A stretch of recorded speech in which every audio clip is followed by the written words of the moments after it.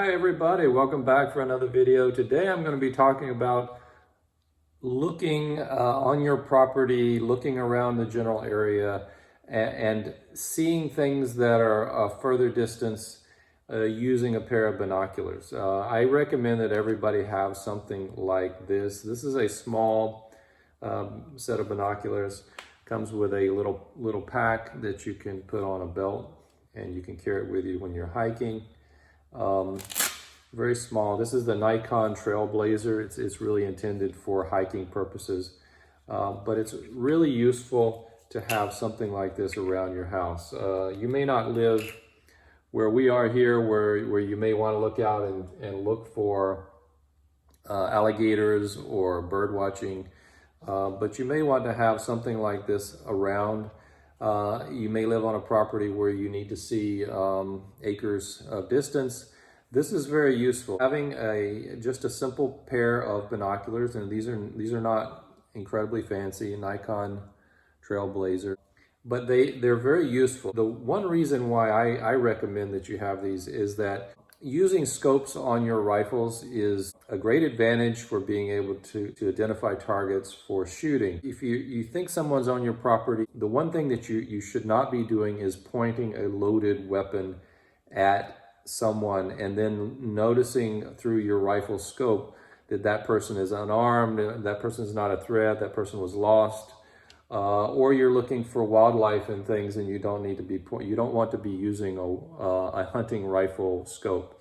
The legally wise way to do it is to have a pair of binoculars and then you pull these out. You could be carrying them on your belt. You can then check out the situation, find out if this is a threat that's coming, and then you can pull your weapon. But if you have your weapon and you're brandishing your weapon at someone because you can't tell if they're armed or not, and you're using that as your scope, you're committing a crime by just doing that. Same thing with your pistol if you use that to target someone directly. It's really important that you consider that when you are using your rifle and you're pointing it at someone just for the purpose of identification. On your property, it's extremely useful here for me to see. Now, I don't expect any intruders coming in from the back. As you can see, we have a lake. It has gators. There's houses on the other side.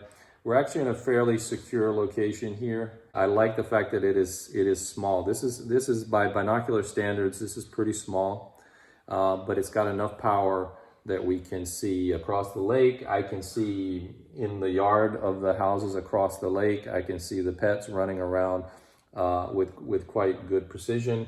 There was just an alligator out there just a few minutes ago, and I was watching it because there are really big scopes that you can buy that are tactical, that are for those kind of purposes. I don't think you need that. That's a little bit overkill for your average person in your home. But having one of these and keeping it in the little case and sealing the case, and you put all your cord inside and then have this on your belt. This is a very useful thing. You can also have this on your tactical belt for your tactical build out. And then you have that as an option. You can pull it, you're ready to go, or you can have it around your neck and then it's there. Yes, I know in this video I'm not talking about weapon-mounted lights and lasers. I'm specifically trying to get you to think about not using your weapon if you're sighting and you're using your binoculars and you're identifying a threat. But I just want to show you these two. I have the Feyachi flashlight and a Pinty laser. I haven't really talked about these in the past. I don't really advocate for products. That's really not my thing. But I have had these for a while and they've been very reliable. And I do have them mounted on the VKS. I have the laser here, and then on the other side I have the light. It's a 1,000 lumen flashlight, and for the price point, this has been really good. And I'm going to show you some video in a minute of the flashlight and the laser. I can tell you a few things about this laser though. You have to be very careful. This is not your typical laser pointer power. Even though I don't think you're supposed to be able to sell these in the United States, at high powers.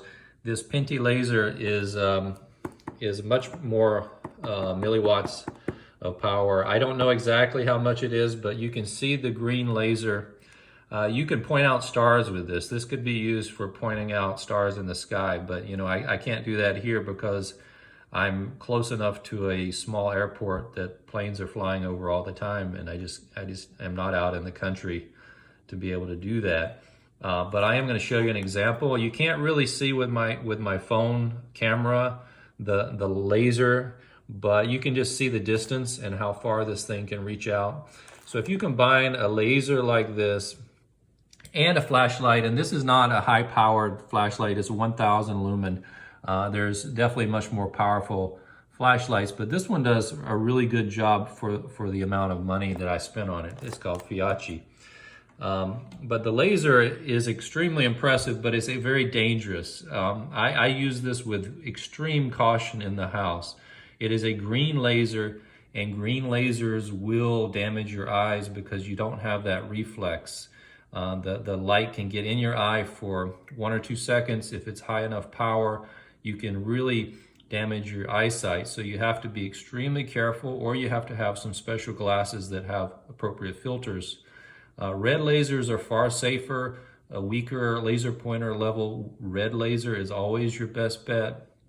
But this thing will reach out and touch someone. So if you had a flashlight and you have this not on your weapon, but you have this in your hand and you just use it as a handheld laser, you could really deter someone, you know, at long distance with that laser, because they don't know that it's not on a weapon. And you could use it to really point on someone. They're going to see that beam coming right at them. It's extremely impressive. I just can't capture it on camera, but you can see in some of what I'm going to show you in a minute, it is quite bright. So those are two that I haven't talked about much, but they sort of go hand in hand with the use of binoculars. And so binoculars, lights, lasers, these are all tools that you can use for self-defense at long distances around your home, and you can maybe scare someone away even without having to even bring out your weapon.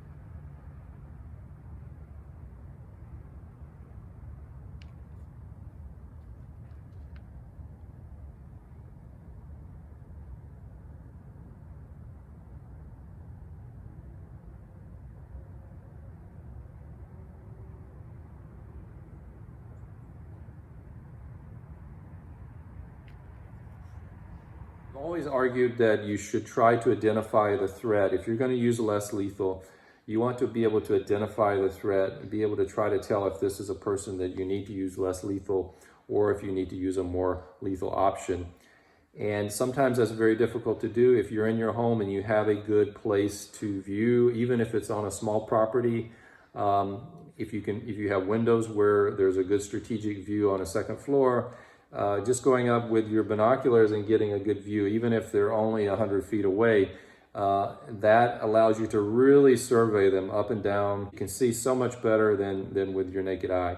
And that will give you a tactical advantage. And if you already have thought about how you would proceed, depending on plan A or plan B, then you've got your plan in place, depending on what happens. So Mango is calling me. I don't know if you hear her. I think that's going to wrap it up for this video. So everybody take care, and we'll see you in the next one.